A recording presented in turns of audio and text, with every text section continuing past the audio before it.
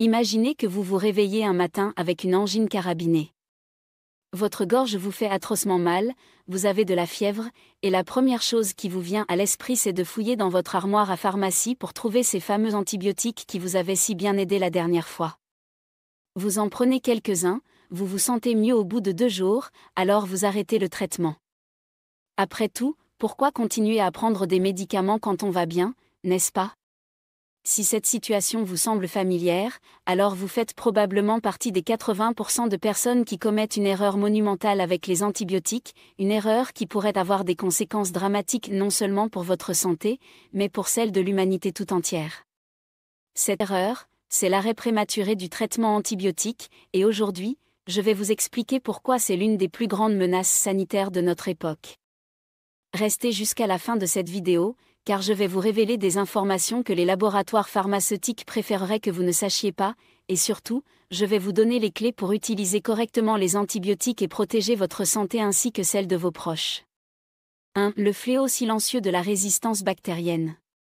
Commençons par comprendre ce qui se passe réellement dans votre corps lorsque vous prenez des antibiotiques. Ces médicaments sont des armes de destruction massive contre les bactéries pathogènes. Ils agissent de différentes manières. Certains détruisent la paroi cellulaire des bactéries, d'autres bloquent leur reproduction, et d'autres encore perturbent leur métabolisme. Le principe est simple, éliminez les bactéries responsables de votre infection pour que votre système immunitaire puisse reprendre le dessus. Mais voici où les choses deviennent critiques. Lorsque vous commencez un traitement antibiotique, vous ne tuez pas toutes les bactéries d'un coup. Au début, vous éliminez les plus faibles, celles qui sont les plus sensibles aux médicaments. Progressivement, avec la poursuite du traitement, vous vous attaquez aux bactéries plus résistantes. Si vous arrêtez le traitement trop tôt, devinez quelles bactéries survivent ? Exactement, les plus résistantes, les plus coriaces, celles qui ont développé des mécanismes de défense contre l'antibiotique. Ces bactéries survivantes ne vont pas simplement disparaître. Elles vont se multiplier, et leurs descendants héritent de leurs caractéristiques de résistance. C'est ainsi que naissent les superbactéries, ces micro-organismes contre lesquels nos antibiotiques actuels sont totalement inefficaces. L'Organisation mondiale de la santé classe déjà la résistance aux antimicrobiens parmi les 10 principales menaces pour la santé publique mondiale. Les chiffres sont alarmants. Chaque année, plus de 700 000 personnes meurent dans le monde à cause d'infections résistantes aux antibiotiques.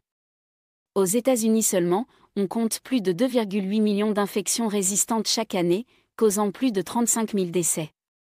En Europe, ce sont 33 000 personnes qui perdent la vie annuellement à cause de ces superbactéries. Et si nous ne changeons pas nos habitudes, les experts prévoient que d'ici 2050, la résistance antimicrobienne pourrait causer 10 millions de morts par an, soit plus que le cancer actuellement. 2. Les conséquences catastrophiques de l'arrêt prématuré. Maintenant, analysons concrètement ce qui se passe quand vous arrêtez votre traitement antibiotique dès que vous vous sentez mieux.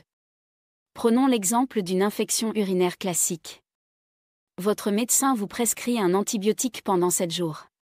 Après 3 jours, vos symptômes disparaissent. Vous pensez logiquement que l'infection est guérie et vous cessez de prendre le médicament. Erreur fatale. À ce moment-là, vous avez effectivement éliminé la majorité des bactéries responsables de vos symptômes, d'où votre amélioration. Mais il reste encore des bactéries vivantes dans votre organisme, cachées dans des endroits moins accessibles aux antibiotiques, ou tout simplement plus résistantes. Ces bactéries vont profiter de l'arrêt du traitement pour se reconstituer et se multiplier à nouveau. Non seulement votre infection risque de revenir, mais elle sera cette fois causée par des bactéries partiellement résistantes à l'antibiotique que vous avez pris. La prochaine fois que vous aurez une infection similaire, le même antibiotique sera moins efficace, voire totalement inefficace. Vous entrerez alors dans un cercle vicieux où il faudra utiliser des antibiotiques de plus en plus puissants, de plus en plus toxiques, jusqu'au jour où plus rien ne fonctionnera. Cette situation ne vous concerne pas seulement. Les bactéries résistantes que vous développez peuvent se transmettre à d'autres personnes par contact direct, par l'air que vous respirez, ou même par l'intermédiaire d'objets contaminés. Votre négligence individuelle devient un problème de santé publique. C'est exactement ce qui s'est passé avec le Staphylococcus aureus résistant à la méticilline, plus connu sous le nom de SARM, qui fait des ravages dans les hôpitaux du monde entier. 3. Les mécanismes secrets de la résistance bactérienne. Pour vraiment comprendre l'ampleur du problème, il faut s'intéresser aux mécanismes par lesquels les bactéries développent leur résistance. Ces micro-organismes sont d'une intelligence adaptative stupéfiante. Elles utilisent plusieurs stratégies pour survivre aux antibiotiques, et chacune de ces stratégies est une leçon d'évolution accélérée. Première stratégie, la modification des cibles. Imaginez que l'antibiotique est une clé et que la bactérie possède une serrure. Normalement, la clé s'insère parfaitement dans la serrure et détruit la bactérie. Mais certaines bactéries mutent et changent la forme de leur serrure. L'antibiotique ne peut plus s'y fixer, et la bactérie survit. Deuxième stratégie, la production d'enzymes destructrices. Certaines bactéries fabriquent des enzymes spécialisées qui détruisent littéralement l'antibiotique avant qu'il puisse les atteindre. C'est comme si elles possédaient leur propre système de défense antimissile. Les bêta-lactamases, par exemple, sont des enzymes qui détruisent la pénicilline et ses dérivés. Troisième stratégie, l'expulsion active. D'autres bactéries développent des pompes à efflux, des systèmes qui évacuent activement l'antibiotique hors de leurs cellules. C'est comme si elles avaient des pompes qui évacuent l'eau d'un bateau qui prend l'eau, sauf qu'ici elles évacuent le médicament censé les tuer. Quatrième stratégie, la formation de biofilms. Les bactéries peuvent se regrouper et former une sorte de film protecteur, une barrière physique et chimique qui empêche les antibiotiques de les atteindre. C'est particulièrement problématique dans les infections chroniques et les infections liées aux dispositifs médicaux implantés. Le plus terrifiant, c'est que les bactéries peuvent échanger ces mécanismes de résistance entre elles, même entre espèces différentes. Elles possèdent des éléments génétiques mobiles appelés plasmides qui peuvent transférer les gènes de résistance d'une bactérie à une autre. C'est un véritable réseau de partage d'informations de survie. 4. L'impact économique et social désastreux. Au-delà des conséquences sanitaires, la résistance aux antibiotiques représente un coût économique colossal pour nos sociétés. Aux États-Unis, on estime que les infections résistantes coûtent entre 20 et 35 milliards de dollars par an en frais de santé directs, auxquels s'ajoutent 35 milliards de dollars de pertes de productivité. En Europe, ce coût s'élève à environ 1,5 milliard d'euros annuellement. Ces chiffres ne reflètent que la partie émergée de l'iceberg. Les patients atteints d'infections résistantes nécessitent des hospitalisations plus longues, des traitements plus coûteux, et présentent un risque de complications plus élevé. Une simple infection urinaire résistante peut nécessiter une hospitalisation de plusieurs semaines et des antibiotiques de dernière génération coûtant des milliers d'euros. Imaginez un monde où une simple coupure au doigt pourrait vous tuer, où une opération chirurgicale de routine deviendrait un pari avec la mort, où les femmes mourraient en couche à cause d'infections postpartum incurables. Ce n'est pas de la science-fiction, c'est le monde d'avant la découverte des antibiotiques, et c'est le monde vers lequel nous nous dirigeons si nous ne changeons pas nos comportements. Les interventions chirurgicales, les greffes d'organes, les traitements contre le cancer, toutes ces avancées médicales modernes reposent sur notre capacité à prévenir et traiter les infections bactériennes. Sans antibiotiques efficaces, la médecine moderne s'effondre. Les chimiothérapies anticancéreuses, qui affaiblissent le système immunitaire, deviendraient impossibles à réaliser en sécurité. Les césariennes, les remplacements d'articulations, les pontages cardiaques, toutes ces interventions qui sauvent des millions de vies chaque année redeviendraient mortellement dangereuses. 5. Les erreurs les plus communes et leurs solutions. Maintenant que vous comprenez l'ampleur du problème, passons en revue les erreurs les plus fréquentes que nous commettons tous avec les antibiotiques, et surtout, comment les éviter. Erreur numéro 1, l'arrêt prématuré du traitement. C'est de loin la plus commune et la plus dangereuse. La solution est simple mais cruciale, toujours terminer complètement votre traitement antibiotique, même si vous vous sentez mieux. La durée prescrite par votre médecin n'est pas arbitraire, elle est calculée pour éliminer complètement l'infection et minimiser le risque de résistance. Erreur numéro 2, l'automédication avec des antibiotiques. Beaucoup de personnes gardent des antibiotiques de précédents traitements et les utilisent au moindre symptôme. C'est extrêmement dangereux. Chaque infection est différente, causée par des bactéries différentes, et nécessite un antibiotique spécifique. Utiliser le mauvais antibiotique, c'est comme essayer d'ouvrir une porte avec une mauvaise clé, non seulement ça ne marche pas, mais en plus ça peut endommager la serrure. Erreur numéro 3, partager ses antibiotiques. Prêter vos antibiotiques à un proche qui présente des symptômes similaires aux vôtres peut sembler généreux, mais c'est en fait très irresponsable. Même si les symptômes semblent identiques, l'infection peut être causée par des bactéries complètement différentes, nécessitant un traitement différent. Erreur numéro 4, exiger des antibiotiques pour des infections virales. Les antibiotiques sont totalement inefficaces contre les virus. Demander des antibiotiques pour un rhume, une grippe, ou la plupart des infections de la gorge est non seulement inutile, mais contribue au développement de la résistance en exposant inutilement les bactéries de votre organisme aux antibiotiques. Erreur numéro 5, ne pas respecter les horaires de prise. Les antibiotiques doivent maintenir une concentration constante dans votre organisme pour être efficaces. Si votre médecin vous prescrit un antibiotique 3 fois par jour, c'est pour maintenir un niveau thérapeutique en permanence.